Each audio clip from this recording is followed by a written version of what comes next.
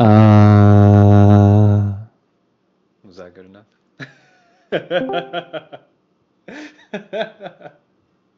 All right. Why is it on this camera? Hold on. Let me just switch it.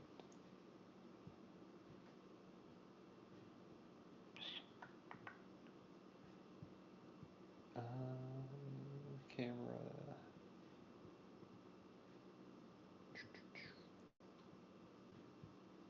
All right. I think that should work. There we go. Ladies and gentlemen, welcome to Office Hours. We could do ASMR OH. I'll point the mic right at my keyboard and then it'll just be like.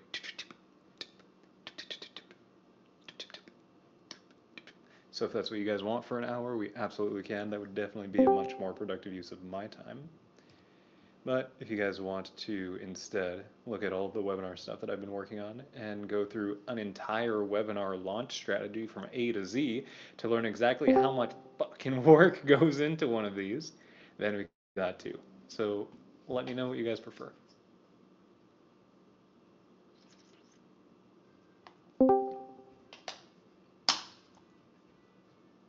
Nice. All right.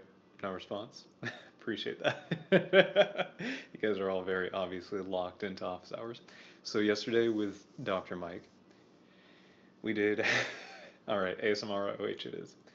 Um, with Dr. Mike yesterday, we did his first ever live webinar. So if I were to ask you guys, I'm going to speak a little bit while you guys are typing because I want to see a legit answer to this. How much time do you think that it would take to prepare for a webinar? Like, let's say you've got nothing that you can repurpose, so you have to do whatever, like all of the stuff you're going to create, you're going to create it from scratch. There were no ads. This was all organic, so it's just the funnel, right? So all of the traffic coming from YouTube and Instagram. Um, no ad scripts, no creative, no like ad copy. Then the pages, the emails, anything to do with the webinar, like how long do you think it takes to do all that? We got 6 weeks. We got 2 weeks. We got 2 to 3 months. No, not Mike Israetel. Dr. Michael Diamonds. He's probably significantly shorter. I get the impression that Dr. Mike Israetel is really tall, but my Dr. Mike is a black Cuban guy. He's got like he doesn't have a Cuban accent, but his family is Cuban, or he was born in Cuba at least. I don't know where his family's from. 6 to 7 weeks, maybe 8 weeks, 12 if I'm doing it, says Rex. The webinar was live, yeah, 2 months. All right, so it took me 2 weeks as the one person marketing team to get all this done. And I'll walk you guys through the assets that it takes. So no ads, everything's being done on organic. But we need the ad reads, right? Like what he's going to say in the videos to promote it. We need, or we did like YouTube posts, which is in the community, like the YouTube community posts. You can just write stuff. You can put videos or you can put photos. It was recorded, yes. And then the Instagram stories, then the funnel pages, and I'll walk you guys through exactly what pages we have, the script for the webinar itself, the pre-webinar emails, as well as the post-webinar emails, and then all of the automations and the sales processes and things like that. So let me just start by showing you guys what the promo on the front end looked like. I won't show you the video, I'll just show you the YouTube posts, because the video it's just like a little ad script, right? So the YouTube posts, I tested a few things out. I don't know if this would be true of every audience, but I've got, so when we started, this was the first thing that I did. I threw up a poll. Need a favor from the people who didn't hit their weight loss goals in 2026, or 2025, sorry. I'm going to host a free training at the beginning of January to help you fight back against visceral fat and set you up to hit your health and fitness goals in 2026. So we already know that visceral fat is the big desire that our audience has based on our YouTube views. Can you help me decide the topic for the free training, kill visceral fat and keep it from coming back, hormones, overlooked mistakes, or hacks to burn 20 pounds? So this went up on Instagram as well, all of it relating around the idea of visceral fat, but I wanted to know which angle people like most. And the angle of kill visceral fat and keep it from coming back got the most votes here, and then also on Instagram. Here it was pretty close to this one. There's only a 10-point difference. But on Instagram it was significantly more voting for this one. Then on YouTube, I tried a very direct text only post. So you can see here, very short as well. For the first time ever, I'm hosting a training. This is what the training is going to be about. You can register here. I later learned that you can't track clicks or like leads or whatever through the link if it's posted in the post. So in later posts, I did it underneath in the comments and pinned it.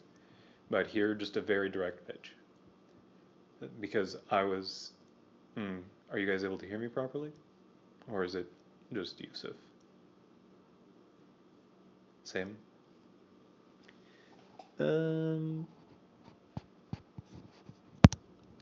What about this? Better or worse? Check, check, check. 1, 2, 1, 2. Better. Voice is lower than usual. Interesting. Let me see the suppression settings real quick.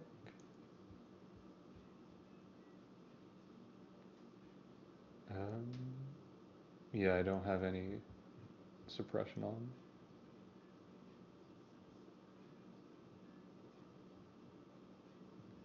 I'll try to turn on quality of service and see what happens.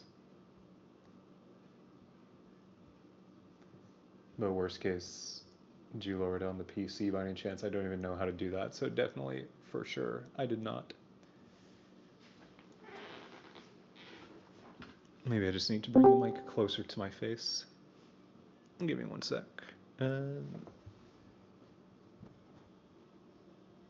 If we do that, and then we do that. How's that? Better? Worse?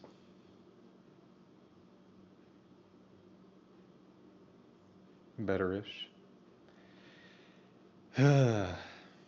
Well, how better-ish? Like, do I need to fix it, or is it good enough?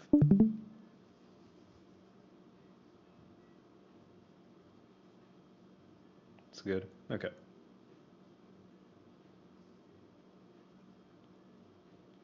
Okay, Yusuf, Sonia, I need you guys to understand. If you guys tell me it's clearer, it's better than before, like, yes, obviously. But I need to know, is it good enough, or do I need to keep adjusting it? That's all I need to know. So yes or no?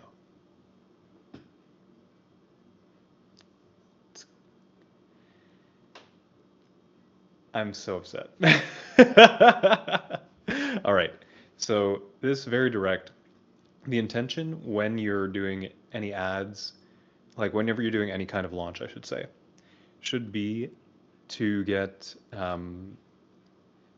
if you think of your market as like a dartboard, right? There are going to be people who are in the bullseye, who are ready to take action right now. They're ready to buy from you.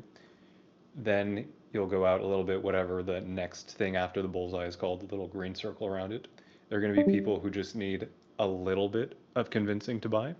And then obviously as you go further out, the more convincing they need, the harder it is to sell them.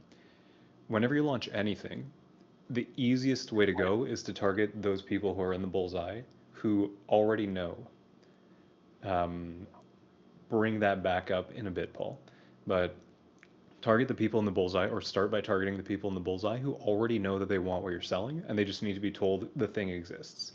So when you would launch something, let's say a health supplement to help people burn fat, right? Let's say that's new and it's crazy and everyone loves that. Then you can just say, hey, I have this supplement that helps people burn fat, buy now. There'll be people who are like, oh, cool, that's exactly what I want. I will buy now. And you'll make a bunch of money from those people. The issue is you can't stay super direct forever, because those people, that market, is very small, right? So eventually you need to expand, you need to go further down the stages of awareness and become less and less direct in your messaging. But whenever you're launching something new, you can go super direct, and that's what you see here I'm hosting the training on how to kill visceral fat, sign up, right? Very direct. I just want to capture that highest intent audience. So whenever you launch anything, I recommend starting like that. But then you see here, we go into stories. So the reason why all of these three after become stories is because I did the one with Jim. I wanted to test something lower awareness against what I had done to test higher awareness. And the post about Jim, as you can see, got over 200 likes and 11 comments and a bunch of signups. So just telling Jim's story. Disclaimer obviously at the bottom, but just this is what's going on with Jim. Photo of Jim, and we were good there. I replicated the same thing for Sandra. She got a good response as well. And then I did it with Harry, and we know historically that Harry's story does the best. And for this one, the hook was very painful because Harry's story is that he went to an amusement park with his sons, and then they stood in line for an hour, and they got on the roller coaster.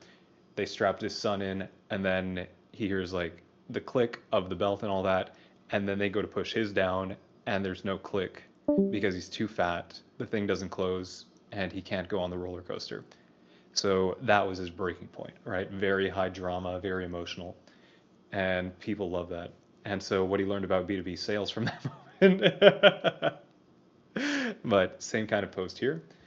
And these three together, they did much better than the direct one. So for future promo, what I'm going to do in the YouTube community posts, I'm always going to be doing story posts. Then this one was like again, just like a last ditch, more direct. Hey, the thing is going live tonight, and it included 5 photos. I messed up by doing the photo of Jim first, because we had just had a photo of Jim a couple of days before that, so people could have seen it and dismissed it as something they already saw. I realized that mistake after I launched it, or after I scheduled it, and I couldn't go back to change the photos. So that is what that is. If I were to redo it, I would start with this photo of Trish, or this photo of, I don't know this guy's name, but one of these photos that they had not seen yet. Then on Instagram, I did stories, Instagram stories, and I tried direct stuff, I tried story leads, I tried a bunch of different things. Instagram didn't perform super well. Instagram did about half as well as the YouTube posts, and the YouTube posts did about half as well as the YouTube videos. Now, unfortunately, we only had 3 videos go up during this promo, so we could have gotten more traffic if we had more videos, and the performance of the videos, you can see here, this was the first one, I think, or maybe it was this one. No, okay, so this was the first one, almost 90K, but then this one only 26K, and then this one only 10K, right? So these two drastically underperformed compared to this one, and then this one, like, it barely performed at all, so Dr. Mike just turned it off.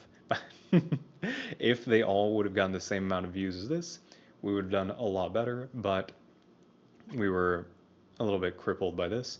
We did get over 1,000 registrants though. So what was the reason for doing more posts than videos? I don't know if you've ever recorded a 20-minute video and tried to edit a 20-minute video before, but it's a lot of work. So it's just capacity. It takes me like an hour to write, or like research, prep, write, do all the graphic design, whatever, for a post. It takes over a day to do a video. So just much more difficult. I'll show you guys in Hyros real quick what the numbers were, just so that you can see the difference. So Hyros, for anyone who doesn't remember, is a reporting software, so I can see what's going on with all of my different lead sources and all of my sales, my calls, everything like that. So I've got it parsed out with YouTube description, YouTube Shorts, and Instagram Stories, YouTube posts. Everything that I'm doing is reflected here. Now, this date ranged from the 8th to the 15th. That's our promo window. Webinar was live yesterday on the 15th. So with the YouTube posts, we got 356 leads. With the Instagram Stories, we got 143. And then YouTube descriptions, I'll just go in because it's counting all leads and not just leads from the webinar.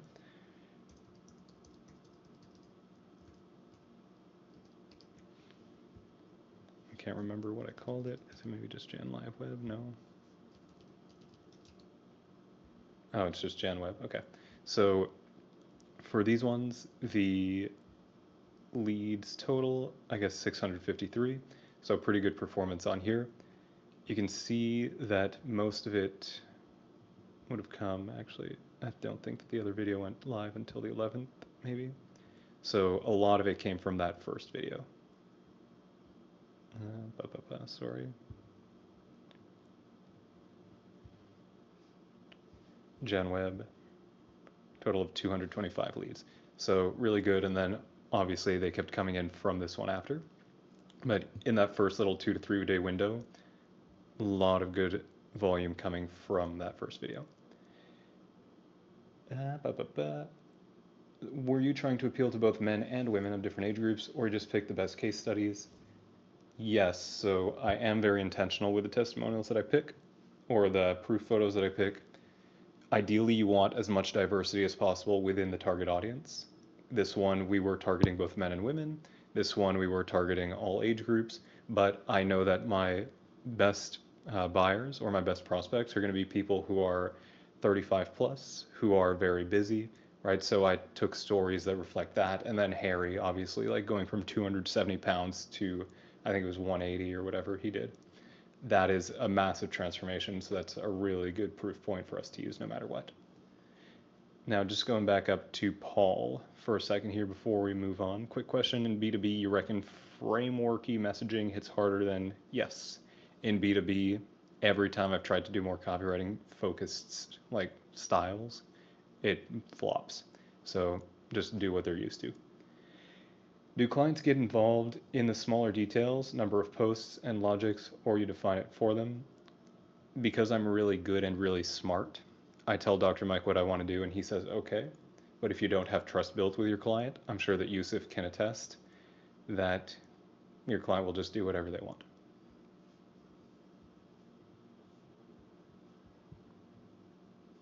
Yeah, there you go. All right, now let's take a look at the funnel. So we're driving people to this, which you guys have already seen. And the funnel that we've got set up here is 1, 2, 3, 4, or this one's not real. 1, 2, 3, 4, 5, 6, 7, 8 pages. We've got the registration page, which again, you guys have already seen. That's just headline, form, video frame. If you click it, it's a pop-up, testimonials, thing 1, thing 2, thing 3 that you're going to learn, final CTA. So not much going on here. Thank you page on this is very simple. It's just step 1, step 2, step 3, like check your email, whitelist us, add the thing to your calendar, all that good stuff. Then they go to the webinar, and on the webinar, we're pushing them to this application page where it's just a headline and a form. So I'll show you guys that. It's just this. So I select my age, I select my income, like just all of those questions happen on here. And then if they qualify, they go to a booking page where they can view a calendar, select a time, and then book a call. And once they do that, then they land on this thank you page, which I didn't do. This is just an old page that they had. I redid the design and the copy a little bit, but this is based on something they already had, so I don't have a reason why I did certain things. If they get disqualified during the application, then they land on this page instead. So they're not being allowed to book. Instead, we push them to a community where I'm going to start to activate that soon, but it's just on school, so everything's chill there. Here I've got the webinar replay page, which goes out to people who attended. As soon as I finished uploading, I sent an email out to them. That's our handsome boy, Dr. Michael. This is also being used in some of the autoresponders, but we'll go through all the automations after, or I guess some autoresponders, but also some newsletter emails. I'll show you all that after. And this most important thing that I did here is now Dr. Mike is married. You're about to see his wife come up because he can figure out how to activate the Zoom chat. So she's She's gonna come in. He's like, wow, wow, look at all these people. This was his first ever live anything, so he was very excited. Most important thing here, when you guys are designing a page like this, there will be more or less friction depending on where you put the CTA. Mrs. Dr. Mike is single, yes. So if you want, I can make the intro. Depending on where you put the CTA, you'll either get higher or lower conversions. If you want higher conversions, you want to keep the CTA above the fold so that people can click it without having to scroll, right? They immediately know it's there. So you can see down here on this screen, like this is a smaller, this is a smaller screen. So it's a little bit tougher on a normal size screen. That's me calling Dr. Mike. But on a smaller screen, at least it's still visible a little bit. If it's bigger, then you would see all of this. And on mobile as well, you want to be able to see that. So that's a practical design tip for any page that you do. If you want people to take action immediately, put the thing above the fold. Also learned if your client wants to do things their way because they want their business to look a certain way, even though it's not the best way, your goal is just to keep them happy and earn your bag. Absolutely. And then we've got the testimonials with more CTAs as you go through. And as you'll notice, there is a disclaimer everywhere because I care about being a law-abiding citizen. So we'll just leave this on until Anna comes on because I think it's funny. She's just like leaning over. She's like, click this, click this, click this, click this. I'm texting him or her the whole time, like, go see Mike, help him turn on the chat. Give it a sec. And then we get into, I think she's here. We get into the presentation after this, and it's just like a slide deck. And the whole narrative is the 5 things to do. There she is. The whole narrative is the 5 things to do to kill visceral fat and keep it coming back. So he walks through all 5 of those steps. We overcome the objections as we're going through those steps. Like it was really, really smooth. In my entire career, this is the best webinar presentation that I've worked on. Like Dr. Mike killed it. I'm super grateful to have him as my partner in all this because he did an amazing job. So this went super, super well. And then we've got the replay DQ page, which is the same thing, but there's no CTA on this. So this is for people who are disqualified, who signed up, but we still want to send them the replay. So we don't want those people to like go through the application and fill up our calendar. Like they would get disqualified anyway if they tried to go through the application, but sometimes people lie, right? There's a lot of stuff there. So anyone who we see them coming in and we're like, this person is not high quality, or this person will potentially take up space from someone who is higher intent, like whatever those metrics are that we're measuring. If there's a person who we deem as disqualified, then I would send them this instead so they can still get the presentation replay, but they wouldn't be able to take action on it. I also like Dr. Mike. Reason for disqualification? No, the 500 thing is just a Zoom thing. Like if they come in and there were more than 500 people in the Zoom room, they wouldn't be able to join. So there's that, but also consider that not 100% of people who sign up are going to show up. We had, I think, a 35 or 40-ish% show up rate. So really good, or I guess not really good, but good show up rate. And we can assume between usually like 20 and 30% show rate. So for us to hit that 500 person capacity, we would have needed to have 2,500 people-ish register. That was the goal, but obviously you saw the YouTube videos didn't perform super well. So we weren't able to hit that, but I was projecting about 2,500 if all of them had performed as well as the first one did. So that's whatever. But we still did super well on this. So those are the funnel pages. Any questions about this? Anything that you're not sure why it's there or why it's missing, or is this pretty obvious?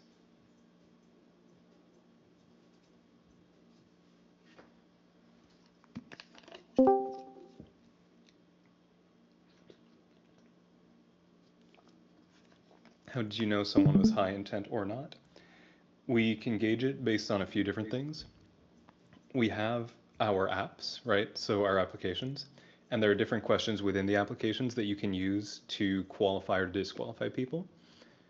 I'll show you actually like the most, or I guess I can just go onto the page. No, I'll go into Typeform. the the final sales form that we use is here, and I think that this one does the best example. So there we go. So the question's here. If I were to get like really, really deep into the logic, I could assign points and do attribution and stuff like that. But on ours, we keep it very simple. So what's your age? If I know based on my buyers, and I do know this for Dr. Mike, based on my buyers, people who are 20 to 30 probably won't buy. People who are 30 to 40 unlikely to buy. People who are likely to buy. People who are 50 plus likely to buy.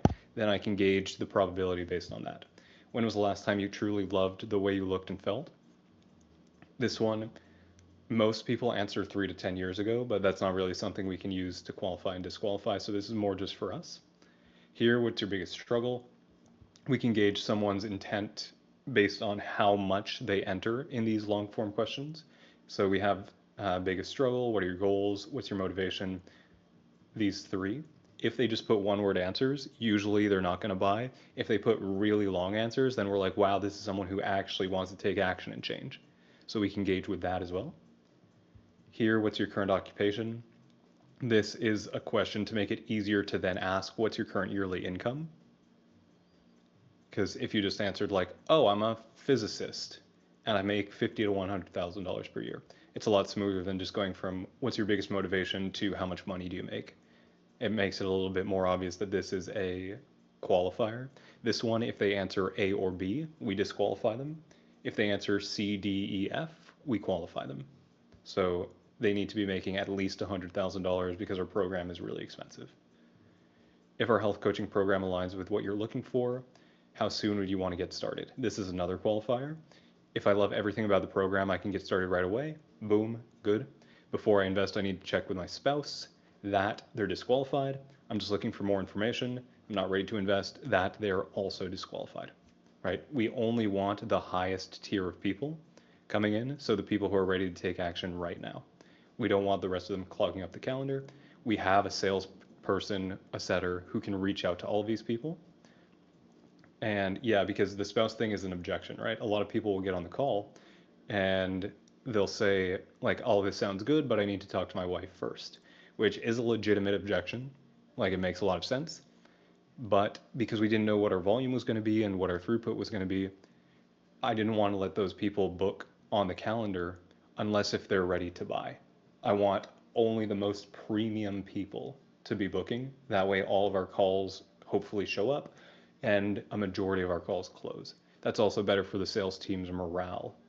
And I don't know if Rex is still here, but I'm sure he would agree with me. If you have maybe like 10 calls and only 2 of them close, you're going to be kind of like, as a salesperson, that's very standard, is whatever. But if you have, let's say, 5 calls and 4 of them close, then you're going to be a lot more excited. And sales is a big mental game, right? So there's that. Russell talked about something like that. Let them sell themselves. Yeah. Then this is just getting their information, and this is consent. So that's how you can gauge intent, and that's how you can do it at different stages of the funnel. You can do different questions.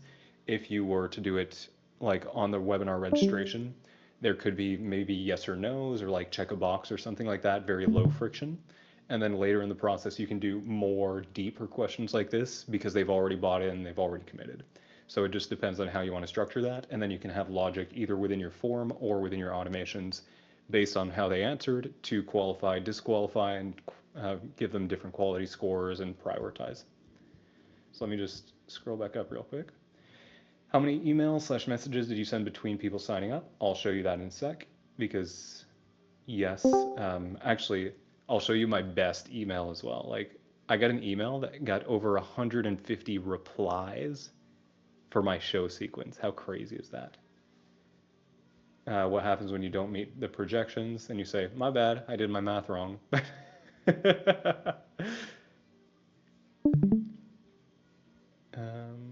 I'm sure there are many other objections. Why just the spouse one? Because it's one of the common ones that you can't really overcome on the call. If I were to tell you, I'm not really sure about this, then there's a lot of stuff you could say. If I were to tell you, like, oh, I don't know because I don't have the time, there's a lot that you could say. Most other objections you can convince me to, or you can overcome them and convince me I'm wrong for thinking that and that I should still buy. But the spouse one, if I'm married to, like, let's say it's me and Yusuf, and so I'm married to Yusuf, and I share a bank account with Yusuf. We've been together for like 20 years.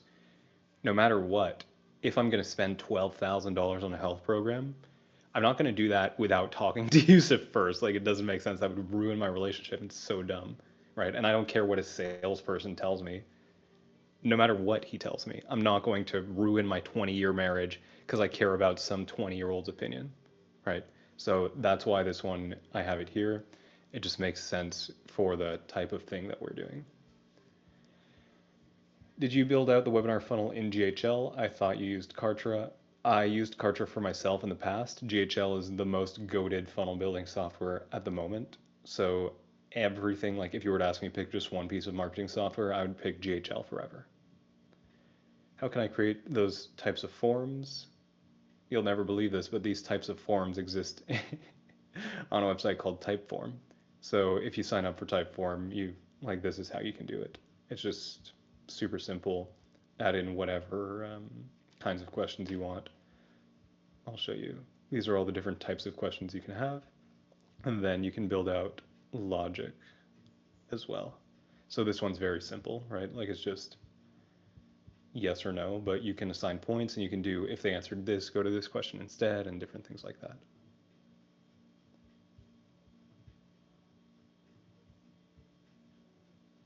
All right, cool, for sure. So now let's look at the emails. These are all of the emails that we've got for the full webinar promo. Yeah, GHL does SMS as well. They used to need to integrate with outside software, but they do everything natively now. And you can also you can still connect other pieces of software to it, but we do it native. So we've got here the different sequences. It's a lot. So we've got the post-registration sequence, which is when someone opts in. We've got the pre-webinar sequence between when somebody opts in and the day of the webinar. We've got the show sequence. So the show sequence is day of until webinar live. Post-app DQ is when someone applies but then gets disqualified. Post-app qualified is when somebody is qualified on the application. Post-booking is after they book their call. Post-booking closer is specifically like an automation that's going to go out from one of the salespeople. Call reminder is day of their call, just like the 24-hour, the 12-hour, the 6-hour, the 1 hour. The post-webinar sequences, this is for anybody who doesn't apply. For someone who shows but doesn't apply, and then someone who does not show and doesn't apply. And then webinar reg DQ, that's for the people who coming in, you can see here filter Indians into separate sequence. The low buying power countries based on the person's country code when they enter their phone number, I filtered those into a different sequence. That way we just send them the replay, because if we only have 500 seats, I don't want people who aren't going to be able to buy to take up one of those seats on the webinar. So unfortunate, that's the reality of running a business though. So that is the sequence down here. So the post-registration sequence, this one just, I guess, 2 emails really, but there are these 2 emails, there's an SMS, and there's the disqualification. The first email that goes out is if you've ever gone through copy school or you've spoken to me or Alex about emails before, this one is a what this says about you. Shout out Joanna Weeb for being the one to introduce me to that. I don't know if she made it up or if somebody else did. But this is just like, hey, you did the thing and here's what you can expect. And here's why you're really cool for doing the thing, whatever. So that's the first email, really just get them excited for the webinar that's coming up. Then the first SMS, framed as automated message. This is just a confirmation. And then I also want to get them to check their emails. So I hit them with go check your emails at email. Then the next email comes only if they did not open the first one. And this is a strategy that you can use if you just want to increase the visibility on any of the emails that you send out, where you can send an email, wait a few hours. If they don't open it, send basically the same email again. That's what this is. If they didn't open it after 3 hours, we send them this, and I got just bumping this, and it's literally the same email. So there's that. And then this is for people who are from the low buying power countries, to disqualify them. Hey, I've got bad news. Because of the attendance limit, I can't put your registration through because I've got an auto registration for Zoom, and anyone who's qualified, it puts them into the Zoom registration sequence or Zoom registration on the back end. And anyone who's disqualified, I just don't register them on Zoom. But I'll send you the replay.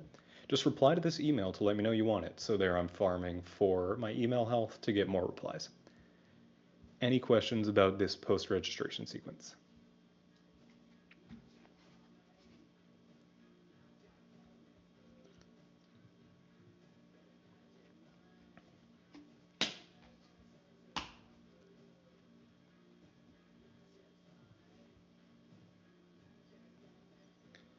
That wasn't any of these. That's in the pre-webinar sequence, so you're going to see that in a sec.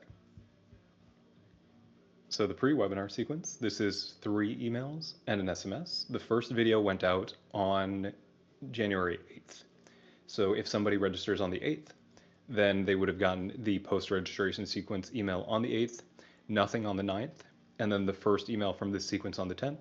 If somebody registers on the 9th, they get the first email on the 9th, and then this one on the 10th. If someone registers on the 10th, then they wouldn't have gotten this one if they came in after 7:30 a.m. So this email only went out to that first group of people that came in. And these are all just hype emails to get people excited and to make sure that they show up. So this first one, what can you expect?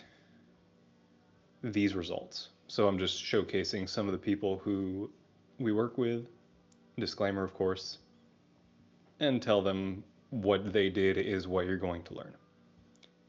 The second email here, read this if you feel like you've already tried everything. So this is just positioning against other stuff they've probably tried, some client transformations, and then this is why it's different. Don't forget to show up. And in all of these, you'll see in the PS, we're always reminding them of the logistical information, and I'm always giving them the links to add to their calendar again. Zoom generates these automatically, like you see their Zoom links. So I just need to grab those links from Zoom and then hyperlink them. And then down here, this is, or actually, sorry, I told you earlier that the one that got 120 replies is this sequence. It's actually this sequence, so we'll see it in a sec. This one is the tomorrow going live email. So not really a ton going on here, just social proof, bullets, same thing as before. And then this one is another going live tomorrow email. And it's again framed as automated reminder. Free training starts tomorrow. Join link has been sent to your inbox. See you there. Very simple. The only point is to get people hyped up. Social proof is one of the best ways to do that. So this person used the stuff you're going to learn to get these results. This person has used the stuff you're going to learn to get these results, whatever. Then show sequence here. Here you'll see I was initially planning to do a lot more, but then as I was writing them, yeah, everything for this promo and like me recently in my copy, going more direct, it's just like easier, it's quicker when you're really busy, it works well enough, so do that. Here with the show sequence, I initially lined up 5 emails plus 3 SMS messages, but problem number 1 is we ran into a limit with our SMS sends. I didn't realize that we would because I didn't know that the account, it took me 2 weeks to do everything. So write all the copy, design all the pages, do all the graphic design for everything, set up all the emails, set up all the automations, sales processes, all of that. So there's a lot that went into it. The copy is just one part. Thank you. So we hit the SMS limit, and that was for the day before, so January 14th SMS. And I was like, shoot, okay, so then I can't waste my SMS limit on the day of for a morning email and then like a right before, or sorry, SMS, and a right before SMS. So I did it for the 15-minute warning SMS instead. Like this was originally different, but I changed it. So knowing that that limitation exists, I did just this one SMS, but I still did 5 emails. all of these with the intention of getting a person to show up to the webinar. So email number 1, hey, today's the day, training goes live, I'm going to reveal this cool stuff, here are my bullets, save this link, and minutes early to make sure you get a spot, because again, we've only got space for 500 attendees, and we have about 1,000 people registered. Then email number, this one is the one that got 120 replies. So look how smooth this is. Can I give your spot to somebody else, Jonathan? Should I keep you on the list, Jonathan? Let me go check. I'll tell you which one actually performed better out of those two.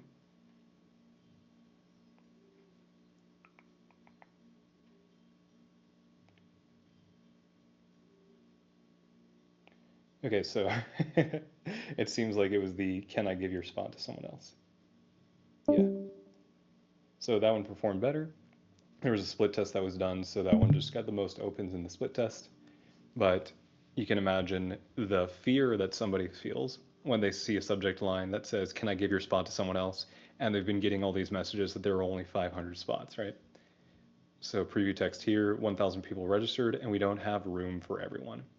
I hate that I have to do this, Jonathan, but we have way too many people registered for the Kill Visceral Fat and Keep It From Coming Back training tonight.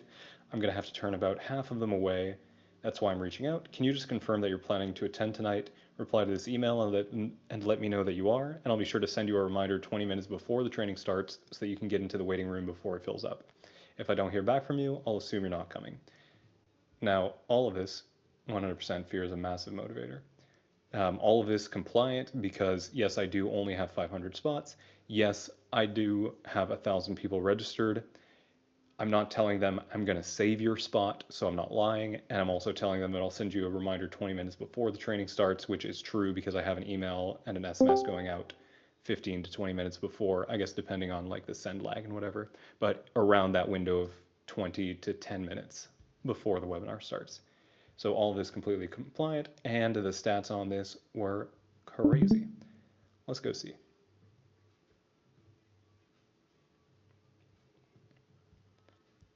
This one was show sequence email 2.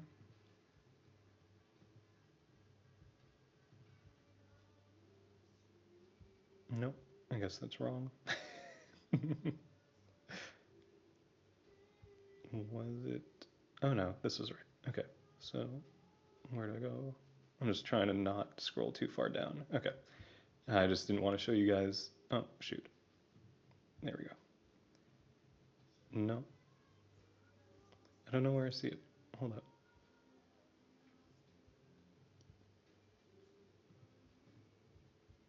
Anyway, whatever. I took a screen, or I took a photo on my phone. I'll just tell you guys exactly what the stats are.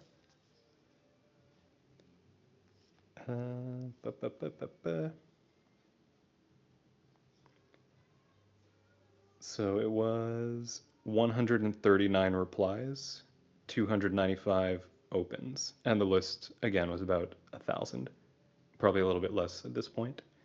So good, and then only 4 unsubscribes. But that was that, middle of the day coming at them. And then no email 3 because as I was planning it out, any interesting replies? Oh, I didn't even check. Email 3, I decided to ditch it because just strategically it didn't make sense. And then SMS number 2, this is the one that actually went out. Hey, I've got bad news. We've got 1,000 people registered. Capacity is limited to 500. To make sure you get your spot, follow the instructions in your email. And this was the email that I sent out with their personal link. And then this one, I can't remember if it was Sean who taught me this or where I got this from, but this I always include in every webinar that I do. This is from Dr. Mike's wife, Anna, and it goes out exactly at the time of the webinar. You can do it like a little bit after the webinar, just depends on what you want to do. TLDR is, oh my God, this crazy thing just happened. If you're not here yet, you gotta come. So I do this literally every single webinar. Let's see what the click-through rate was on that, if it was tracking it. I didn't have time to like actually be smart about the way that I was doing everything. So there are no UTMs or whatever on any of these. Because I was dying. Is this the right one? I'm gonna hide that. Hold up.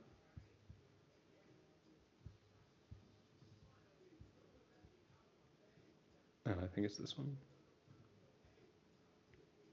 Yeah. Okay. So let's see what happened on this one.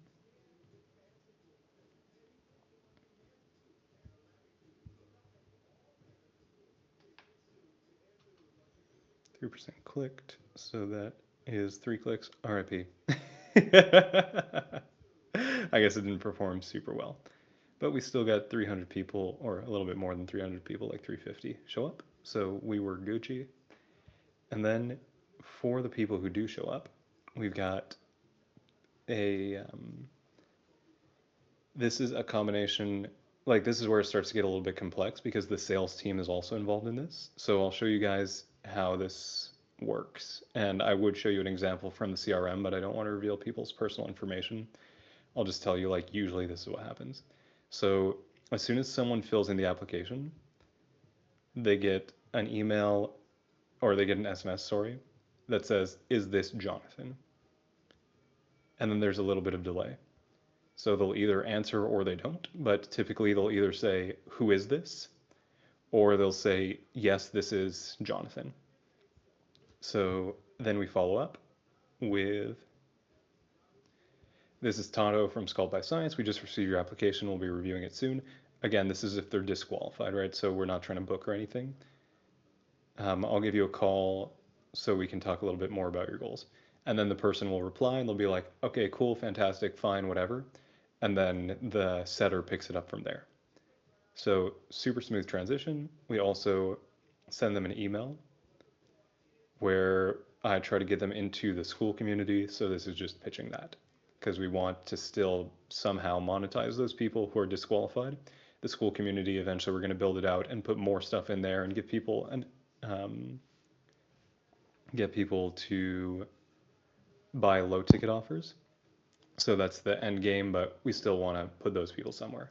Devastated that you've excluded anyone from India, but we do have a big chunk of people who could well over afford. Strategy wise, does the exclusion really work? Yes. So I agree.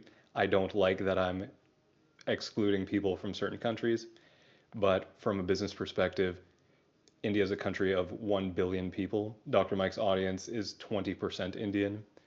And those people historically coming onto our sales calls lie to us about how much money they have and then don't buy. So it's better for the business and for everybody's morale to exclude them.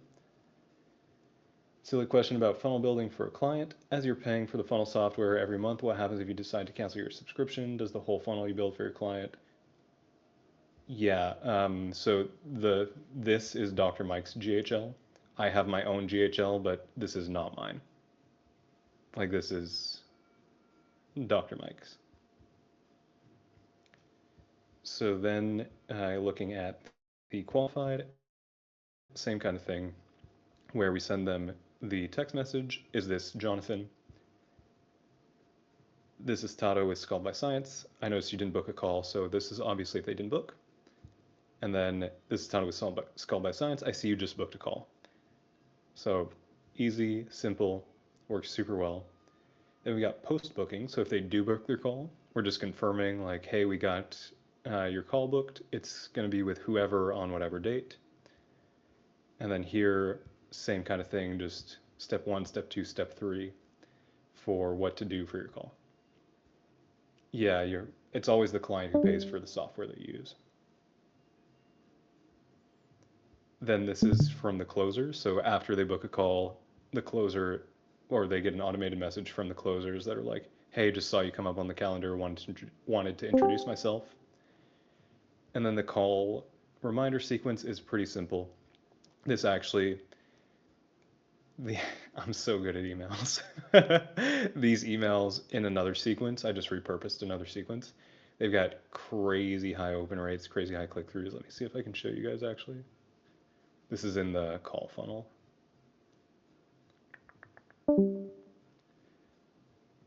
I believe it's this one. 43% open, 66% open, 42% open, 60% open, 53% open. So there you fucking go. But the reason why these emails work so well and the stats are so good, and then also in a lot of the stuff that I was doing for this event, we got around like the average was about 40% open rate. So the reason why I'm able to get open rates that are so high and click-through rates that are so high is because, and in these, like, most of it's just click the calendar link or click the link to save it in your calendar, so it's not like a crazy high click-through rate. But the reason why these perform so well is because they're always relevant to whatever the person is doing. And you saw when we were going through the sequences, I have a sequence for people who showed up to the webinar versus people who didn't show up to the webinar. The messaging there is going to be very different. Here, these are all pre-call emails, which means somebody booked a call and they want more information about their call. So if we make it obvious, all of these subject lines, going back to what Yusuf said earlier, all of these subject lines are very direct because it's like, hey, if you are the person who needs to see this email, open this email. And I can't remember what the subject lines are, but we can go through them. Almost forgot to mention this for your upcoming call, right? No question what that's about. Important links for your call. What you can expect from your call. Last thing before your call.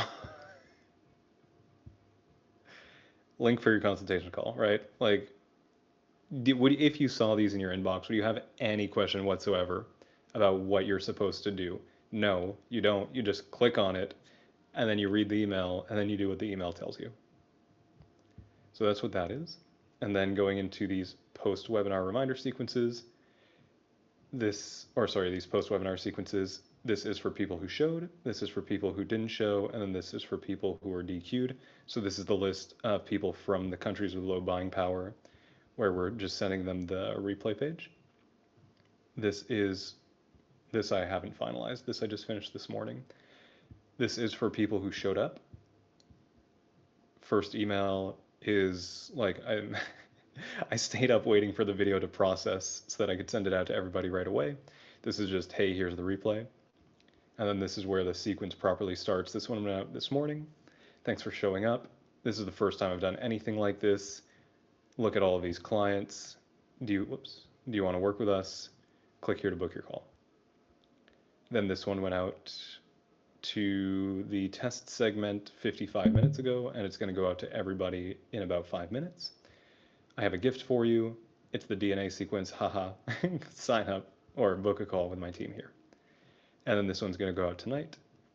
This one moving to being a little bit less direct. Time's running out. How's your New Year's resolution going?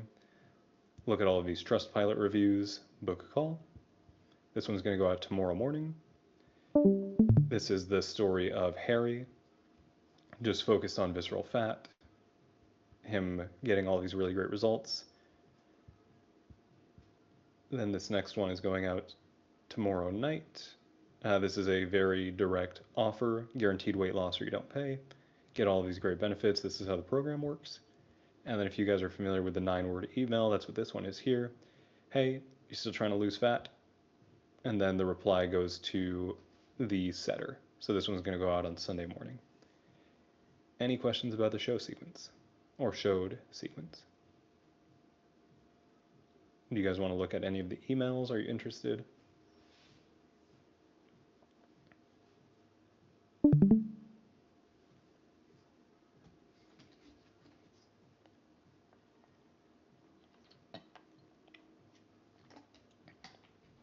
All right, no questions, so we move on.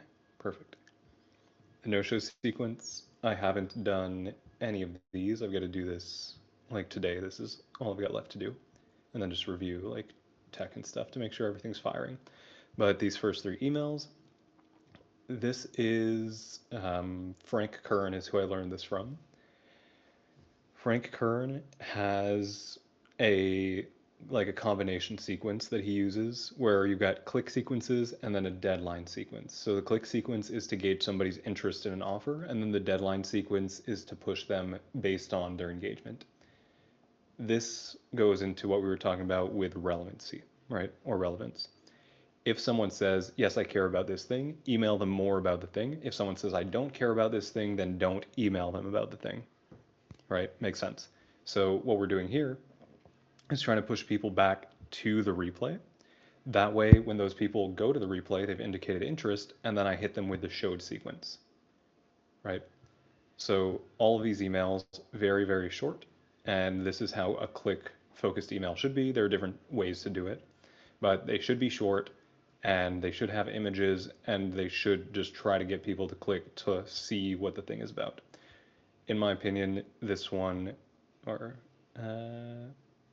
I think it's this one. This one has the best image. Yeah. So I like this image the most. Always set up so that it looks like click here to watch a video. So they click on that and they get moved over to the webinar. This is a link to the webinar. This is a link to the webinar. These are both structured very much the same, just a really short hook, the same bullets as throughout the rest of the emails. This one's a little bit of a longer hook. Same bullets. This one, bullets are a little bit different. You need to watch this if you're doing these things, or doing these things. Tap here. And then if they do that, I'll just show you inside of the automations. If they do that, I'm using a special kind of link inside of GHL that it's called a trigger link. So if they click on a trigger link, then I automatically know that they've taken an action. So I can set up automations based on that action, where then they go into here. So those other ones, like these emails, they're all set up as newsletter emails. So they're just going out to my list of people who did not show to the webinar. And then if they click, they go into here because that's the trigger, where then they get this tag to remove them from the list of people, right? So I'll just show you how that works actually. In GHL, you can set up, they call it a smart list, and I'm sure that all the email providers have this, but the smart list, no, I don't. Okay, I'm not going to do that because I don't want to show everybody's contact.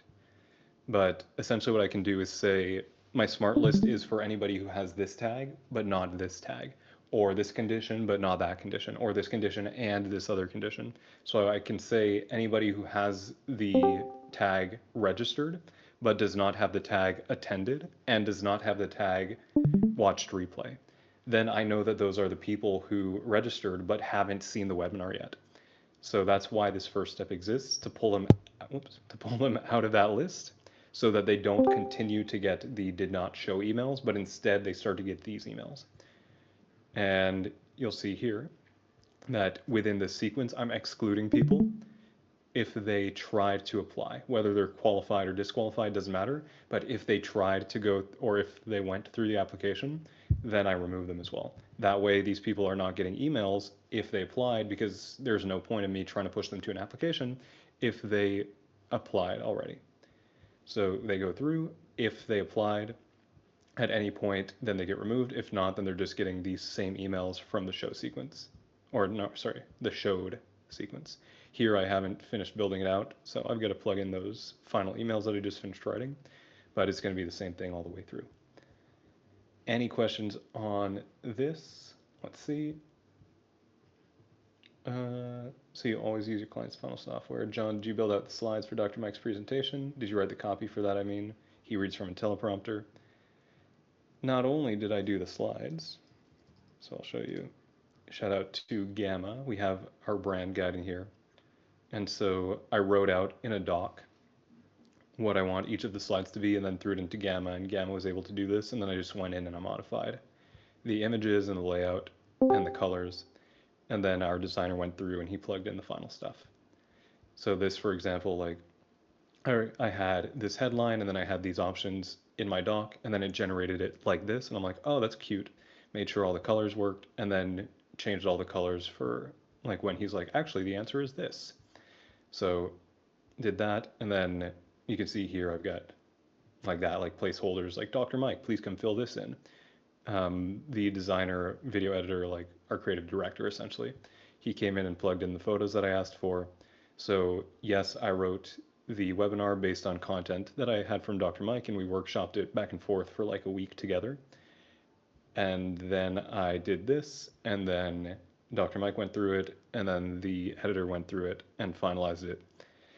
Then Dr. Mike exported it, and he put it onto PowerPoint, and then he presented from PowerPoint. So that's how we did that. I did it, the most time consuming thing was finding all these studies and then creating these, because this in Gamma, you can do that, right? Like see or set up how you want this to show.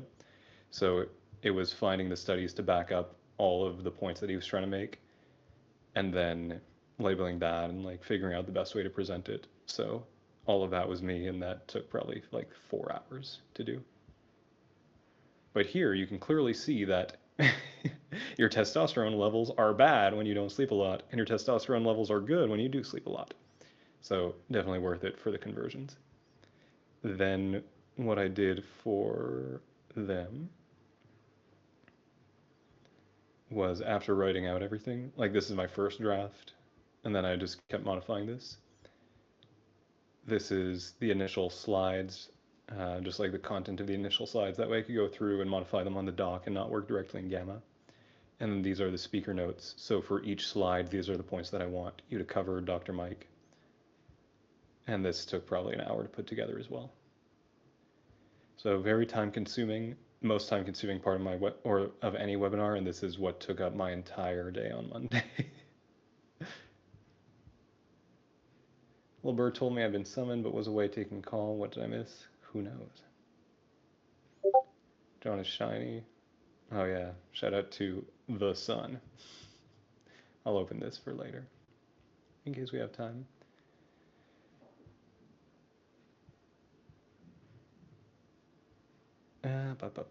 So that's that, and then I'll just show you guys a little bit of the tech setup as well. So for anyone who has ever worked inside of Zapier, you understand this already.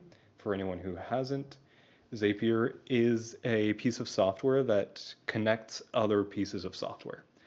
So I can say, I want this inside of one software to do this inside of another software. And that is very useful for connecting your entire tech stack. If I were to work just inside of GHL, GHL has a lot of features, so that's fantastic.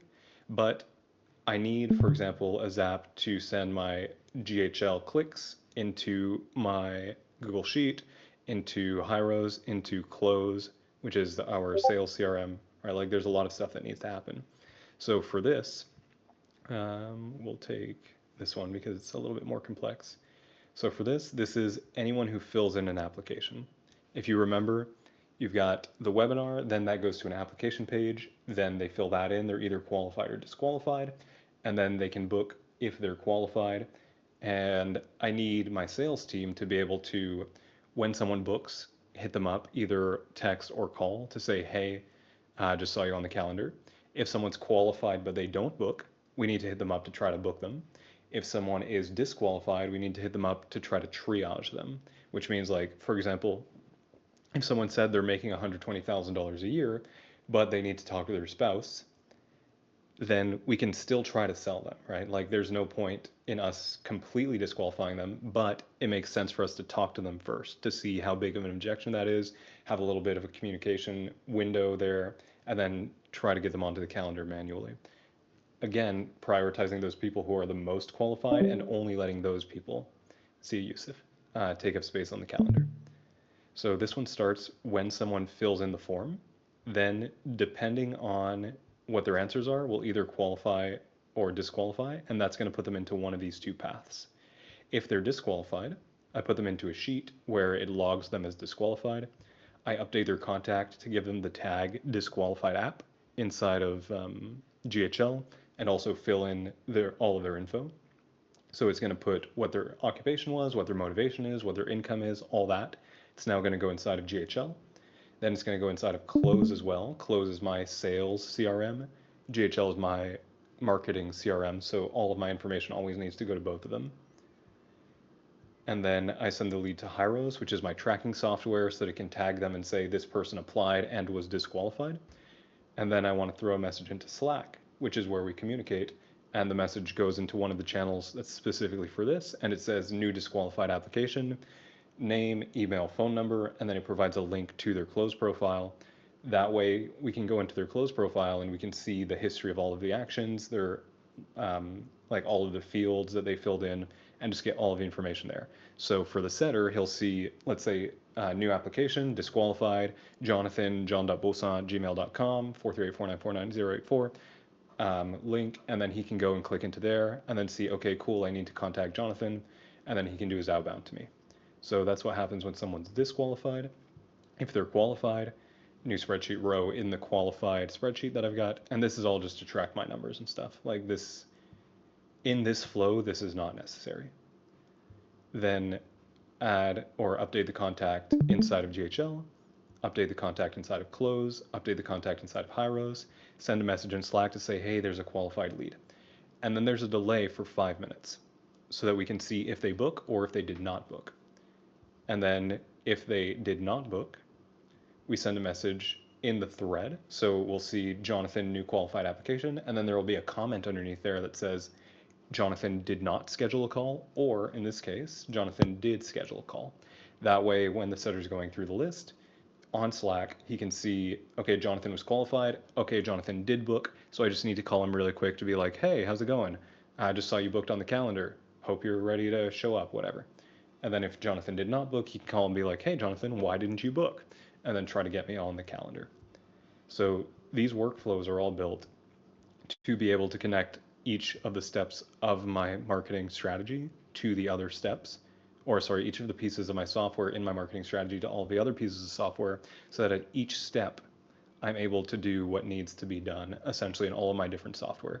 This one, for example, with Zoom, this one gets triggered when someone joins the Zoom webinar. So this will then give them the tag that they are a person who attended on GHL, which that's how I segment on GHL to be able to send the emails to the right people. I need to know that they attended, but how do I do that? I need Zoom to give me that information, right? And then same thing inside of Close and same thing inside of Hyros.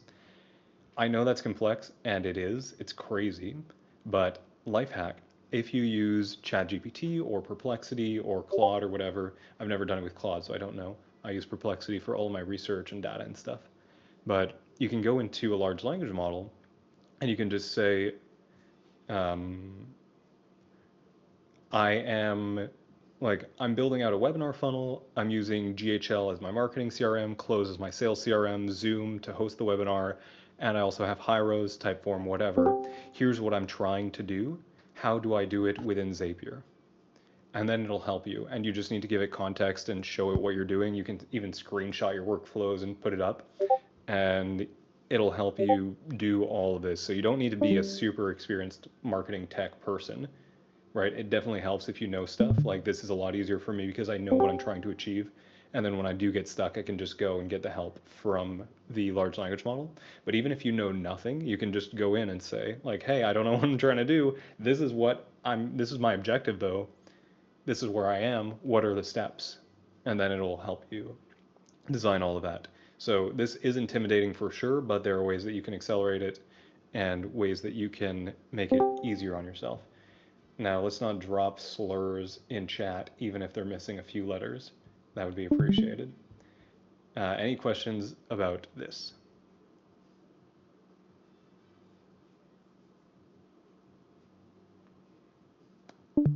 No? All right, cool. Any questions about anything related to the webinar? Because I think that we've covered pretty much all of it.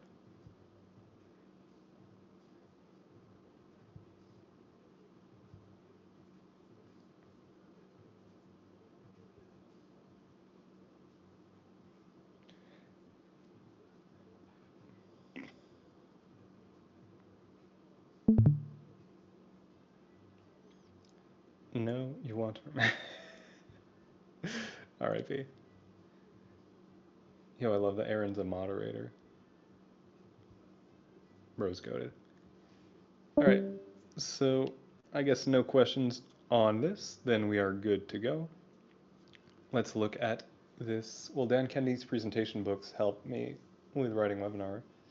Which book specifically? Because I've read a lot of Dan Kennedy, so I can tell you. What funnel would you use for a group coaching program, $4,300, to get people on a call? Once qualified people get on a call, it's pretty much a 90% conversion rate. Since the program is extremely good for our target audience, we currently only want to focus on organic content, Facebook posts, LinkedIn, and email. She already made 200K from this program, but mostly from the authority she holds in the Romanian market, and now wants to scale and sell to the international markets. She often runs workshops, trainings, or speaks at different events. Well, first of all, yes, I use the client's account for everything. I've never seen or I've never read that book, so I'm not sure.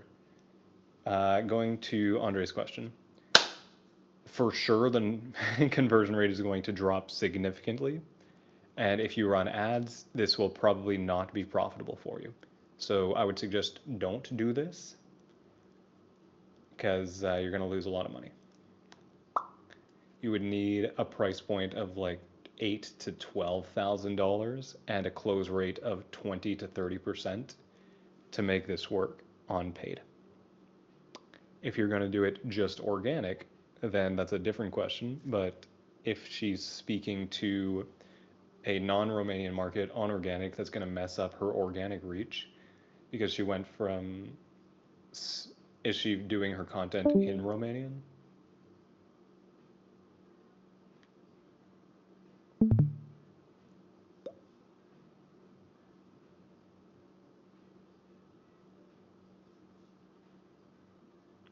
She has almost 20K following on LinkedIn where she speaks in English. Okay. Well, I don't think that this is going to get very good results with that low of a following, but the funnel I would run would just be a call funnel. So direct CTA to application to calendar to sales call. Like just keep it simple. Yep. Directly from the organic.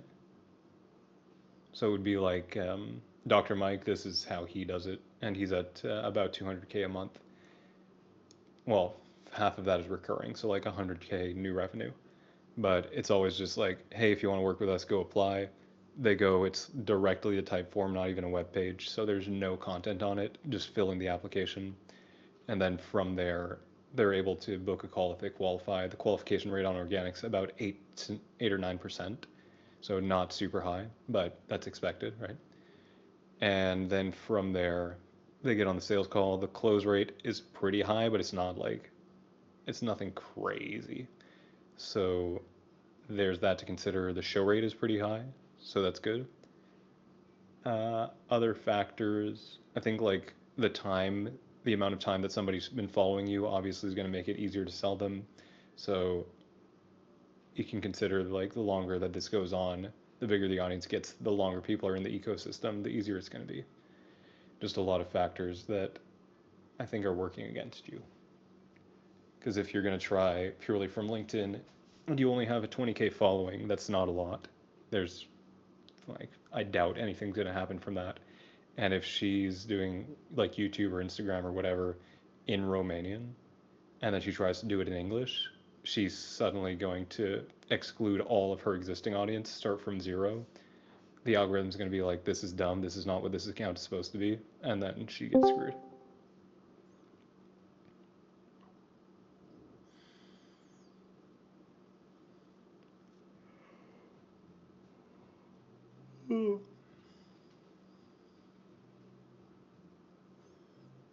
All right, while Andre starts to type up his reply, we'll look at this Upwork email profile. Most businesses hire an email copywriter and the job ends without fixing the problem. All right, let me ask the chat. We haven't played this game in a while. On a scale of 1 to 3, 1 being, I would not read any further, this is horrible, 2 being, okay, let's see, and 3 being, I'm enthusiastic about going down this copy.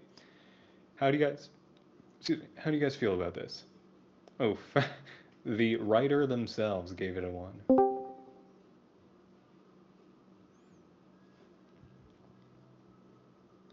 Rex also gives it a 1.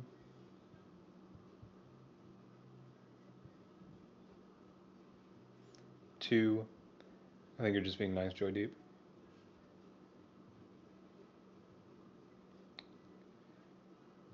Andre, 1, 2, or 3 on this opening line here.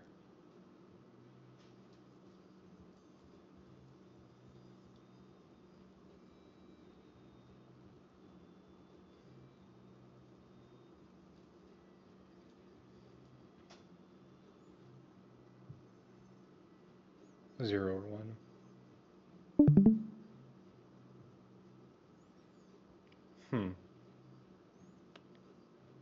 Crazy that all of that was just written in one shot, and it suddenly appeared on the page with this exact formatting. But, I guess I don't need to ask more questions. Everyone who rated me less than 5 has to give me some suggestions. Well, there was no way to rate anyone more than 5 because it's either 1, 2, or 3. But I would start by asking, what is the reason why a copywriter or why a business would want to hire an email copywriter?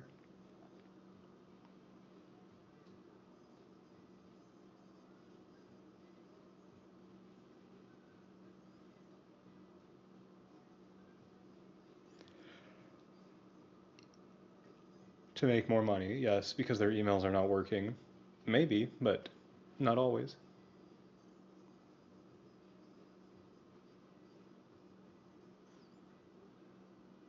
Let's just think of features and not benefits. So what is the situation in which I would have to be as a business owner to want to hire an email copywriter?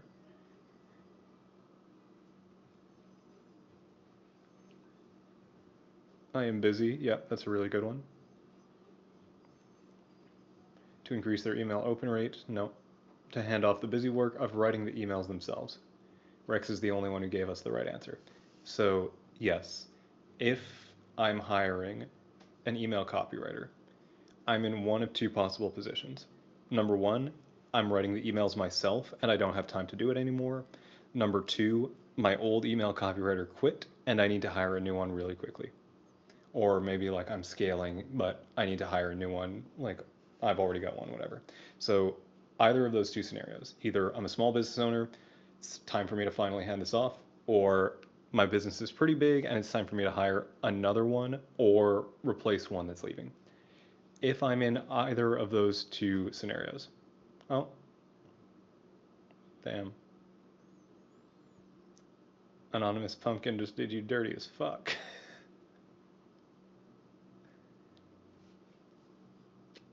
Well, what do you want?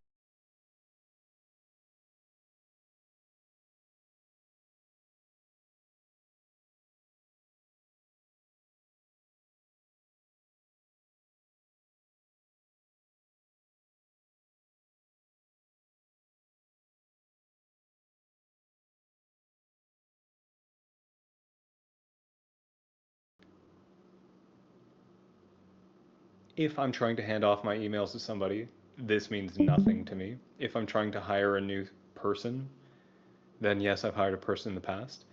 Without fixing the problem, what problem? I just need emails to go out to make money, right? So this line does not speak to either of those audiences' desires. The reason most writers treat email like it's easy money, and now you're making a claim. I don't know if I believe this claim that most writers treat emails like it's easy money. Like, I'm hiring somebody to write my emails. What does that have to do with them making money? It doesn't make sense. They shuffle and put new words into an old email without understanding that emails are the most important business engine. Do I believe that? No, because every email copywriter in the world says email's the most important revenue driver. It gets 26x ROAS or whatever, like whatever the stupid claim is that they make. Unlike those easy money email writers, I don't write emails. So why would I keep reading your profile? I will build an entire email system that helps you get open rates, click-through rate, and revenue you desire. So that you're finally speaking to what I want, which is great. But all of this is stuff that I didn't care about that I had to get through to get here. Did you hold my attention long enough for me to get here? Definitely not. My area of expertise. I'm an ex-mechanical engineer, and for the past 3 years, this should not be a period, I've been writing direct response emails, social media ad scripts, social media ad descriptions and scripts, landing pages, and email flows and campaign strategy. Now, why are these relevant? Answer, they are not. This, you've got different formatting here and here, which is something that ChatGPT does, so maybe pay attention to that next time you copy and paste a ChatGPT output. Direct response emails, most people will know what that is, but how does that connect with I'm an ex-mechanical engineer? Like, there's no real value of you having said that. For the past 3 years, I've been doing this stuff. That makes sense, because then I want to give you more credit, because I'm like, oh, this person's got 3 years of experience. Designing email flows and email campaign strategy, that's relevant. But here you're making some claims. Who in chat can tell me what else should be added here to make these claims better?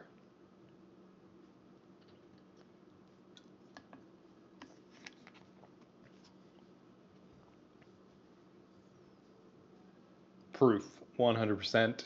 Let's go, that is the right answer. If you tell me that you've been doing it for 3 years, you should have, we can't include screenshots in the Upwork description, but yeah, if it were like a sales page or an email, definitely screenshots as well.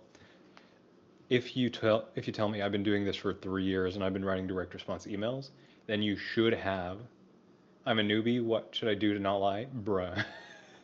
Done. I'm not reviewing this. That is crazy. Don't lie in your copy. Like, what? I'm so mad. I'm so upset.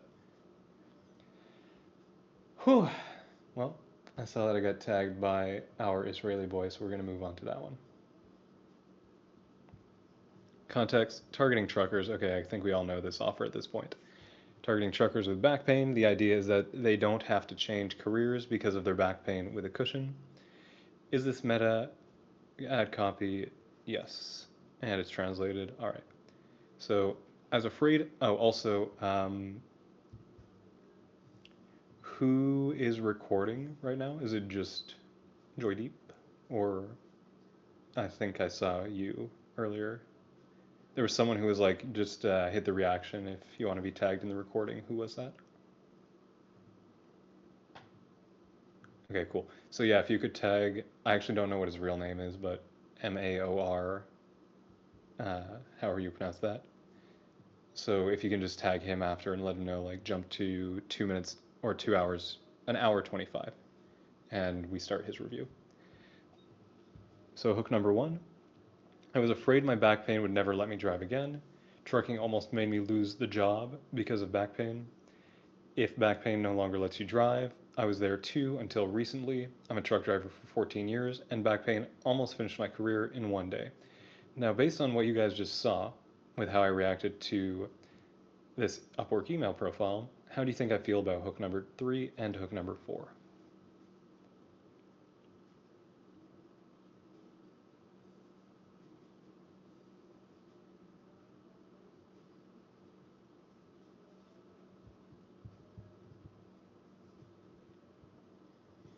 Three, two, I'll let Mayank answer, if he's actually typing an answer.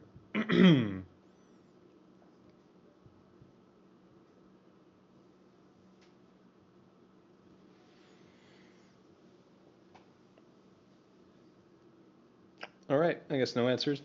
I don't like hook number 3 and hook number 4 because they are not true. You are not a truck driver, so you cannot tell the story of you being a truck driver because that's not real. So that would be my feedback there. But if we're looking at hooks 1 through 4 and imagining that 3 and 4 are true, I was afraid my back pain would never let me drive again. If you've seen that in the research, then I think that's solid. Trucking almost made me lose the job. Oh, I guess this would be a fake story too. So same comment there. Trucking almost made me lose the job because of back pain. That's good too. If back pain no longer lets you drive, I was there too. I'm a truck driver for 14 years and back pain almost finished my career in one day. Yes, so I like all of these. With meta, it's very much a volume game, right? You're gonna get, in my opinion, you're gonna get better results from your campaigns if you test a lot of stuff versus if you spend a lot of time trying to write the perfect thing.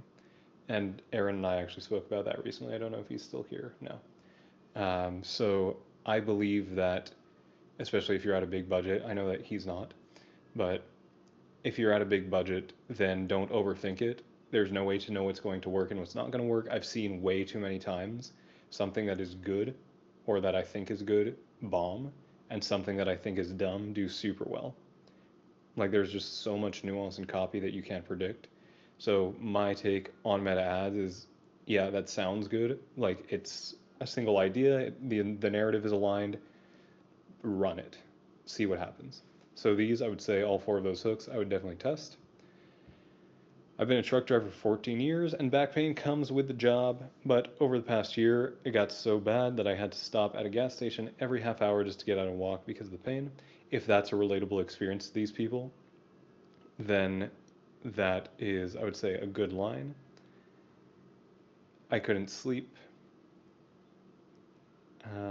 at night from the fear that I wouldn't be able to keep driving and might have to change jobs because of the pain. Again, if that's what the research says, that's good. I tried chiropractors, back cushions, painkillers, short-term relief only. At some point, I went to a doctor. He suggested surgery, but I was afraid. That's crazy that bro would say chiropractors are not doctors. Wow, I hate that for chiros. He suggested surgery, but I was afraid of the possible complications.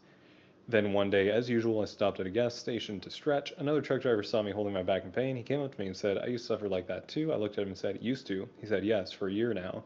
I've been driving for hours without sharp back pain. He checked my truck seat and said, no wonder you're suffering. The seat is killing your back. He explained that my spine was losing its natural shape. My lower back was carrying all the load while driving. The discs are compressing and hitting the nerves that cause the pain. We went to his truck and he showed me the cushion he. We went to his truck and we started to kiss. It looked different from the other cushions I'd tried. It's an ergonomic cushion with memory foam technology.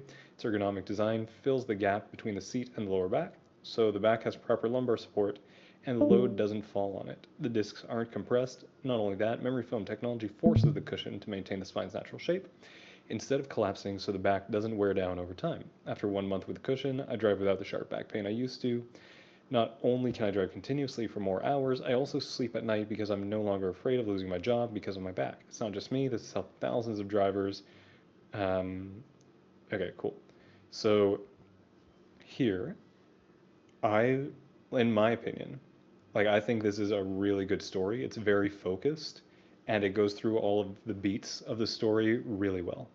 Like, this is me. I used to have this problem, and then I met a savior who told me about this new thing, and the real reason why I have this problem is this. The reason why this solution works is this, and so buy now. Right? Like, this is really well structured. I think it's really good, other than it being a made up story. If it weren't a made up story, I would say run it for sure. If you want to run it, that's your choice. I can't do anything about that. But if you do want to change it to make it not a lie, you can also just either present it as a hypothetical, and you can be like, imagine this story, right? And present it that way. Or you can just present it more bland and be like, if you're a truck driver, you've been driving for this long, you have to do this, and then just talk like that. So, two different ways to do it. If it were me, I would probably go with the hypothetical because it'd be closer to what you're trying to do. And yeah, it seems a lot like a TV ad. I'm sure that this is well, it's a script. So it's ad copy that is a script. I would just go with the hypothetical if it were me, like tens of thousands or how many ever truck drivers there are in Israel. Tens of thousands of truck drivers are suffering because of this thing that they don't know. Let me tell you a story. Picture this. A truck driver is doing this and then da da da, and then another truck driver comes up to him and he gives him this solution and it works because of this. Well, this is actually real. This cushion exists. You can click here and you can buy it from my dropshipping store. So really, really good. I have no feedback on the story itself. I think it's fantastic, and I think that this ad is definitely worth testing. So great work. Yes, this is an ad script. It's it's going to become a video. So I apologize if I miscommunicated that.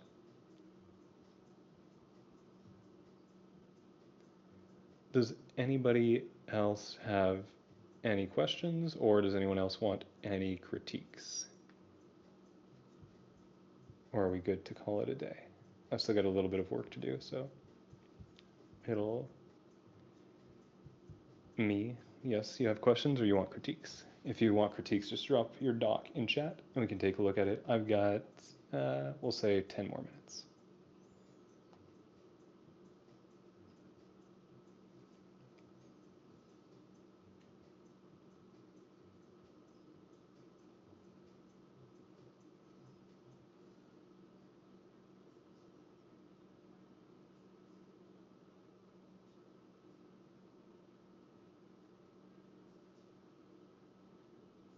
Sorry, give me one sec.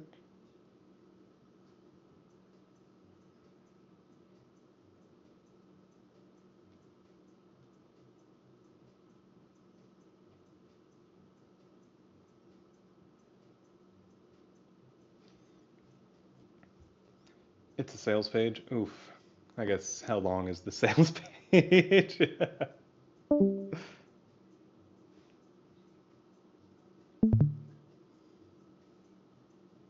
10 pages? All right, we can review the lead if you want to. But I don't want to review the whole thing.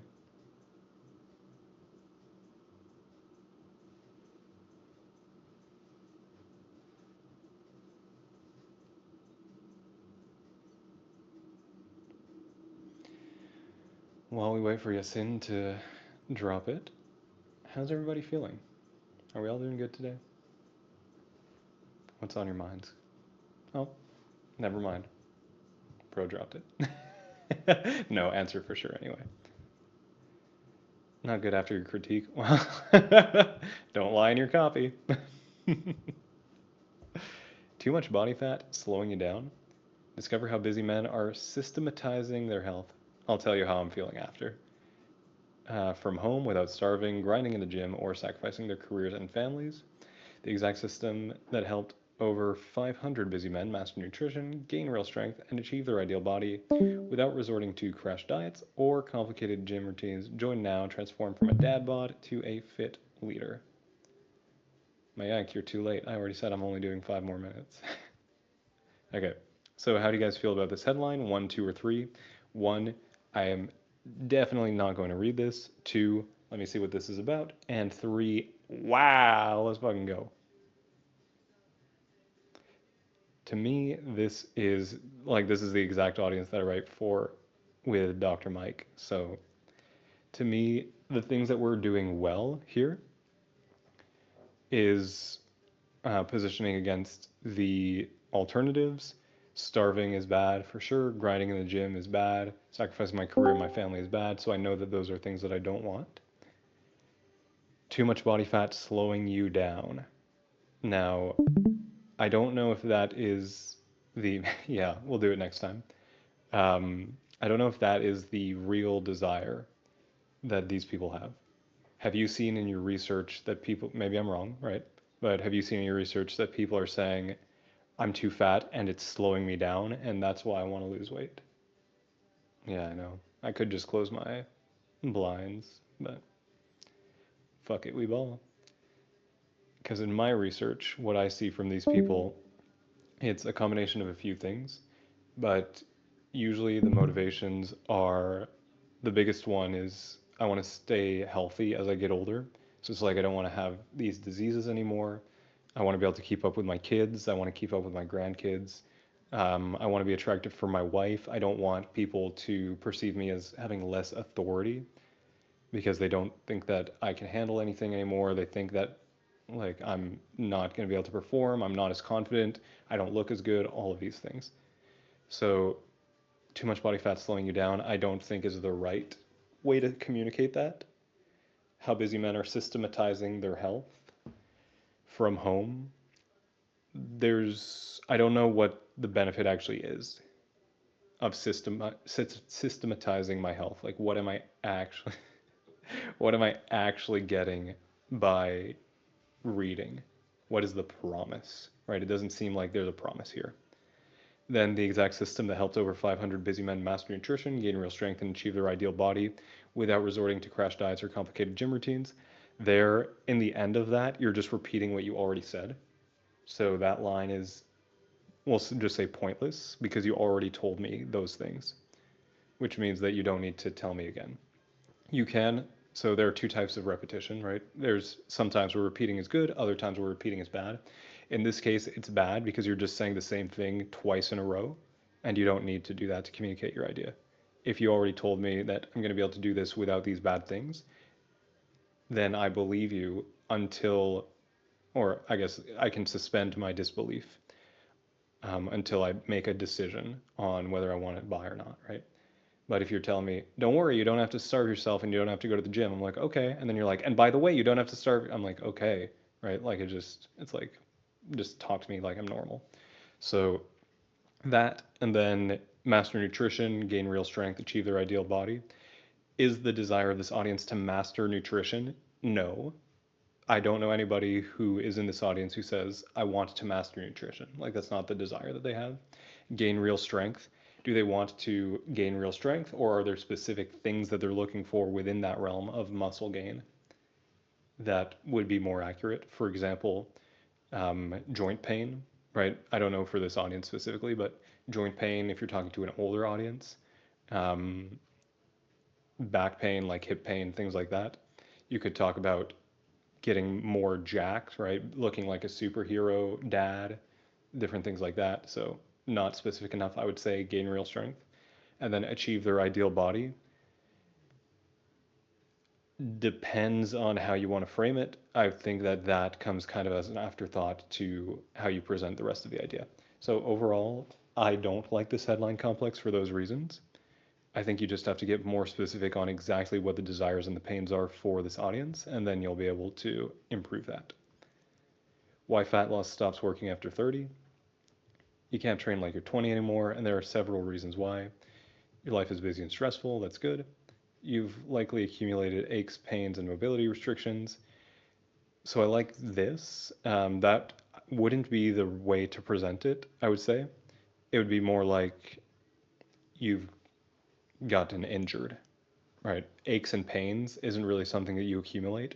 Mobility restriction isn't really something that you accumulate. So it's more like you experienced these things, or like either you suffered from an injury or there's some kind of accident and that's the reason why, or there's something else that happened and one day you just woke up and you're not sure why it hurts anymore. Thank you.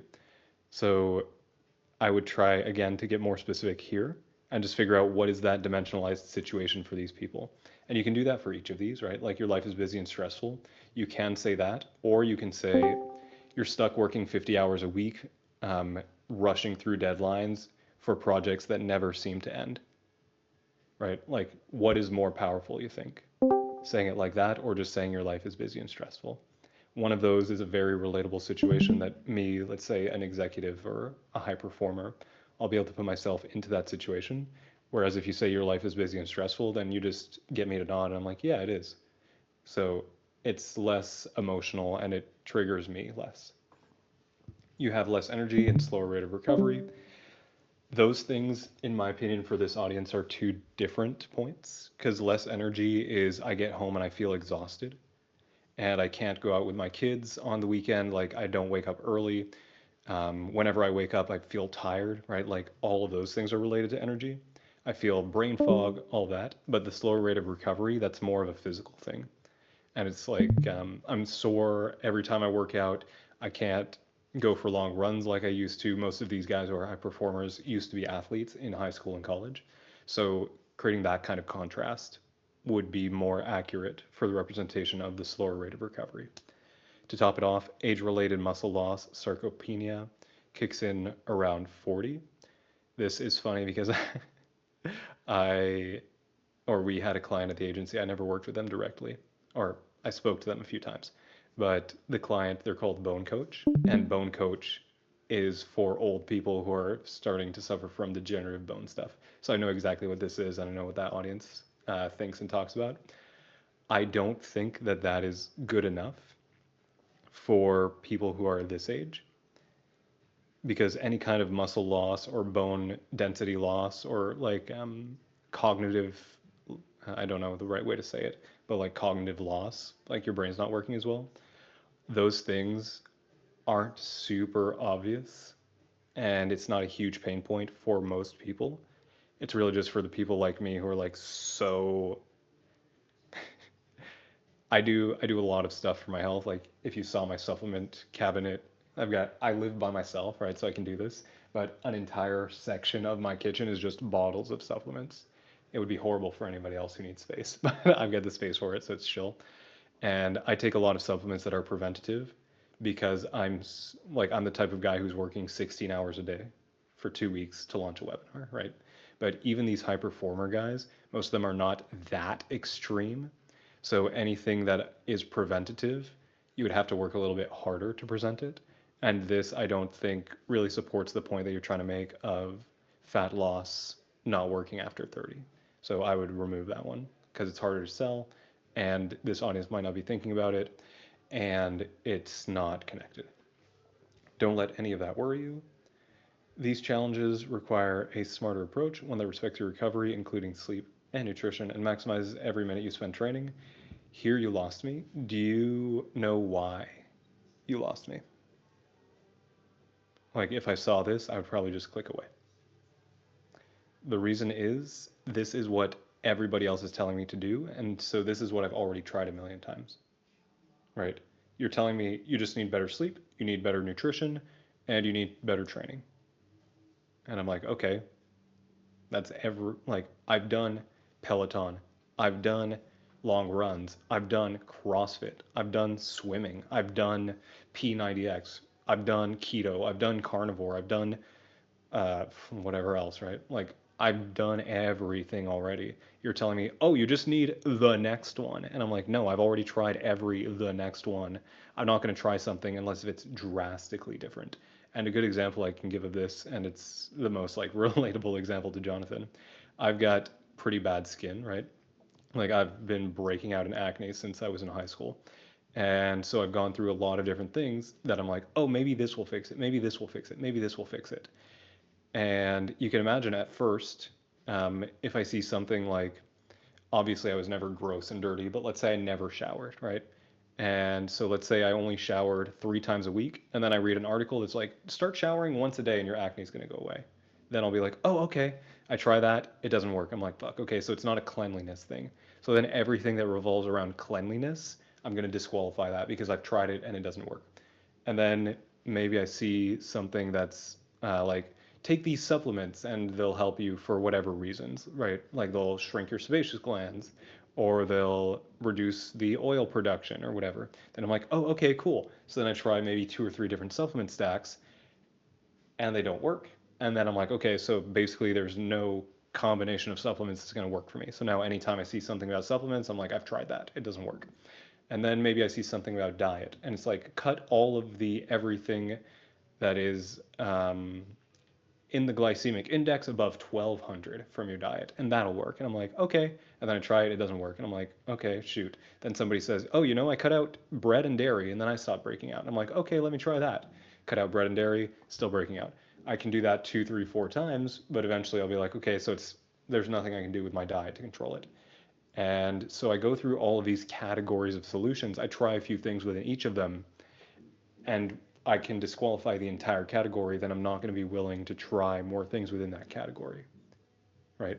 So if you're telling me here, sleep, nutrition, training, I'm like, I already know sleep, nutrition, and training. I've already done sleep, nutrition, and training. I don't care.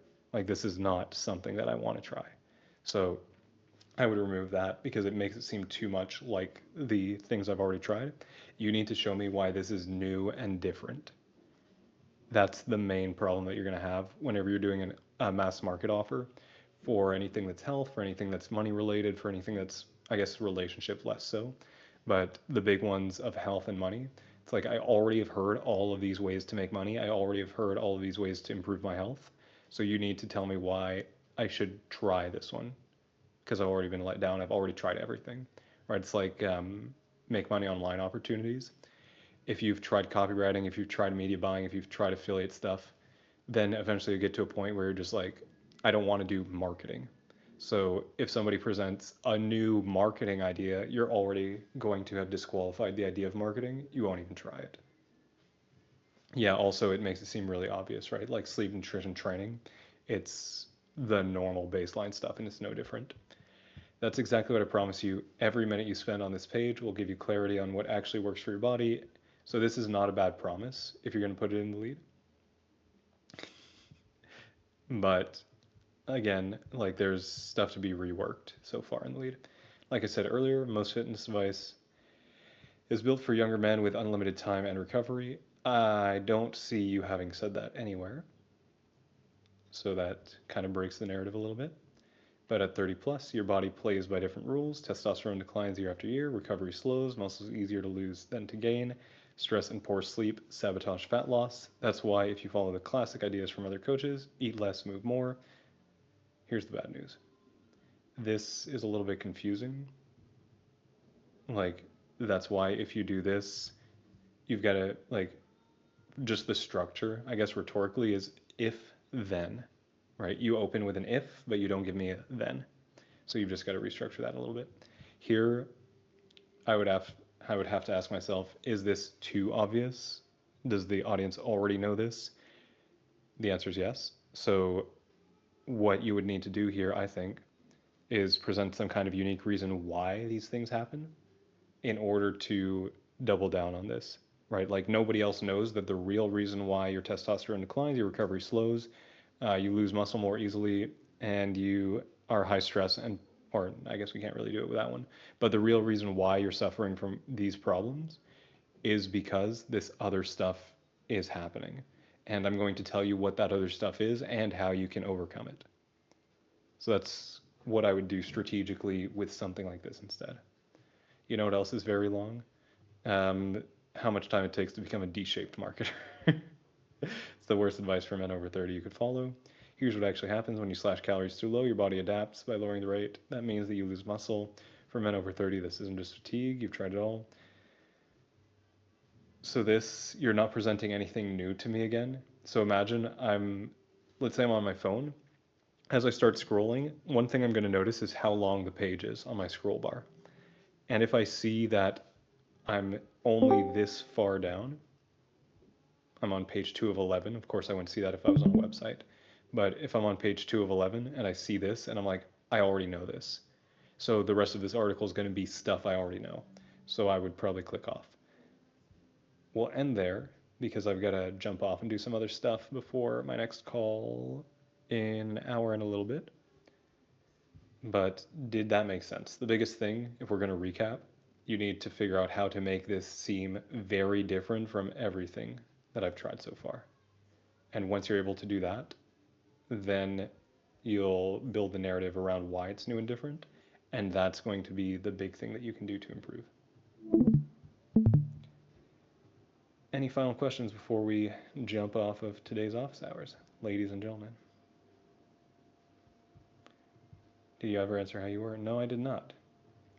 I am not feeling great, honestly, because today is my first day where I didn't even sleep that much, but where I got like proper, still low sleep, but proper sleep because of the webinar. So I went like 3 days basically without eating or sleeping. My body is fucked. Like I'm so uncomfortable right now, but fuck it. This weekend, I've got nothing planned. I've got my couch being delivered. And one of my cousin's husbands or boyfriend is coming to pick up a bunch of stuff from my apartment that I'm giving them. But other than that, I'm just going to hang out, work on some copy, take it super chill. And then hopefully by Monday I feel better. If not on Monday, then I've just got one call with Dr. Mike, and then I'm going to take the day off and just relax. Yo, thanks for noticing my biceps. I appreciate it. My working out has been really consistent since I got back from traveling. So I'm really happy about that. But like I said, these last few days I've had no time. So I'm 2 days behind in my workouts. Tomorrow, hopefully I have the energy to do a leg day, and then I'll just catch up on everything and not take any days off or any rest days until I catch back up. I did lose a lot of weight though over the last couple of days because I'm not eating. John, what do you think about my writing? Is it good or not? What part of your writing specifically do you want me to judge?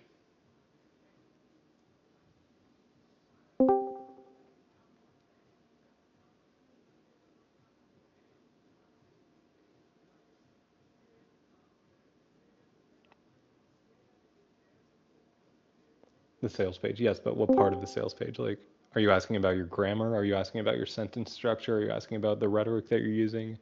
What specifically about your writing do you want me to say? You got the long head biceps. Mine ones are the short ones. Everybody has both long and short head of biceps. So the short head of the bicep is like when you flex, it's the little peak, and then the long head of the bicep is the part underneath that. Every arm is made up of both. The overall rating, I would say, not great. There were a lot of things grammatically that didn't make sense. The rhetoric, like I pointed out, you started an if, but then you didn't complete it with a then, for example. The research I don't think was there for the idea. The narrative was kind of like flip flop, so not fantastic. Read more, write more, I guess, is the suggestion.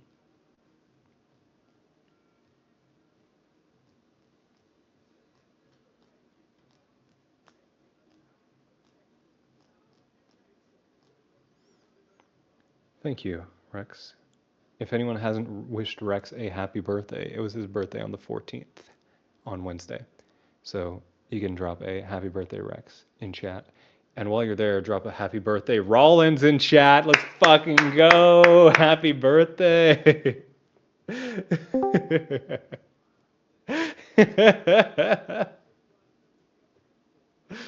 Yeah, Rex does sound a little bit like me. Or maybe I sound a little bit like Rex. Maybe I chose I to don't think model we him. sound alike at all. No, you don't think so? No, just I learned the laugh from you though. I think we sound But very similar to each other. I think that I had this moment with my brother. I think it would be the same if you and I were like this. One time I'm with my brother, we're sitting in a restaurant around a corner from another friend that we were there with, and we're talking. And she comes up to us after and she's like, when I'm not looking at you guys, I can't tell which one of you is saying what. I think that you and I are pretty close to being that. All right, friends. Rex, I hope that you have an amazing weekend. Did you celebrate last weekend with your family or you're celebrating this weekend? This weekend I might just be celebrating this weekend. We had a Wednesday. Lights went out, everything went. Ah, dude, yeah, my birthday was a mess, but it was an adventure. Makes one hell of a story. I've probably told this to Rex a bunch of times for everyone else in chat. The most, the best piece of advice I ever got in my life was from my buddy Felix when I don't know if I was 18 or 19, but I was in college and this was the first night I ever went out to a club. It was me, Yannick, and Felix. We're all in the car. We drive down from the west part of Montreal where I lived to downtown Montreal, maybe like a 45-minute drive.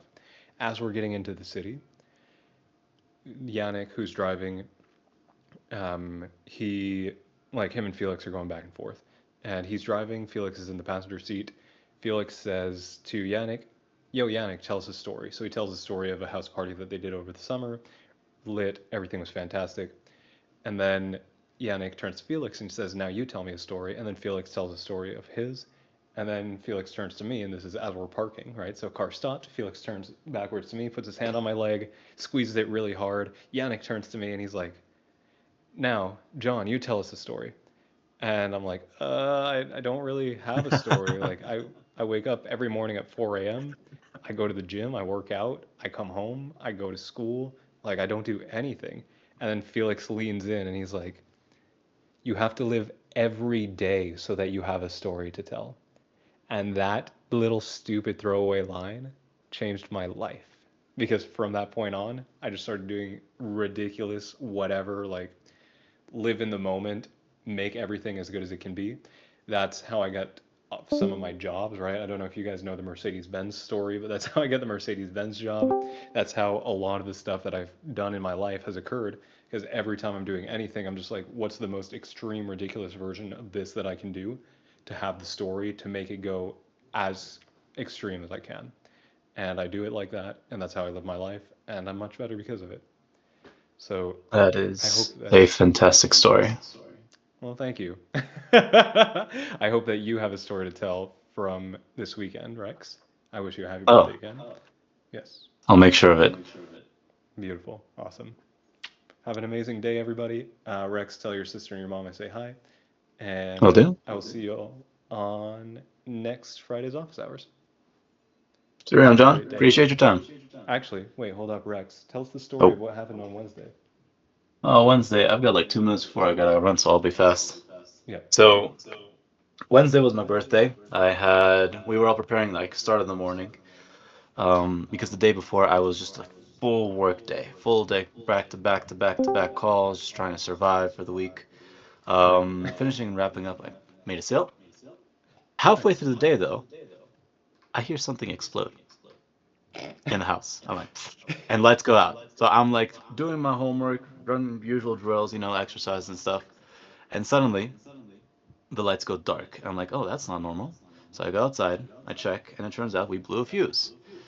So I reset it. Um, Lights don't go back on. And so I tried again. Lights don't go back on. And so I tried again. Lights don't go back on. And so I call up my father. He's the guy that knows electricity and stuff. I'm like, well, hey, Pops, the lights aren't working. I have work this week still. Help, please. And so, um, turns out we did a bit of digging. We didn't just blow a fuse. There was a whole short circuit, and now we had to spend the entire either night or evening or morning trying to identify where this short circuit happened. And the funny thing about the house is that it's basically a spider web. There's cables everywhere, and finding the short circuit is going to take time. So the next morning we wake up and we get to work. And half the day, things get messy. Um, we try and turn off the electricity, cut some wires, all kinds of crazy shenanigans. And then by the time that we find the short circuit, turns out we have to break into the wall and the ceiling to fix it. And so now we have the house half torn down. Place looks like it's been flipped upside down. There's dust everywhere on my birthday, and we didn't manage to leave yet. So I think we left at like 5 or 6. And we finally arrive at the place that we were trying to, and at this point the traffic is just horrific. So by the time we get there, it's like what, 7, 8? My birthday is basically over because I spent all day trying to fix the electricity. But regardless, I'm happy because the one thing that I wish for my birthday is just have a calm day, nobody fight. I'm happy, and that's exactly what I got. So regardless of the fact that everything was trying to slam me into the wall, telling me, "Hey, your birthday's gonna suck," I didn't let me. And I actually spent like I really enjoyed it there, despite how messy it was. Nice. Good shit, Rex. I'll let you go because is it three Yeah, I o'clock gotta your go. time or is it 2 o'clock your time? It's 2 o'clock. I think Okay. it's 3 your Well, I'll time. let you go because it's 2 o'clock. Have an I amazing day, appreciate your time. Rex. Have an amazing day, everybody else. Have a good All weekend. right. Happy birthday, Rex. Happy birthday, Rollins. I'll see you guys all next week. Happy birthday, Rollins. See you guys around. Ciao. Ciao.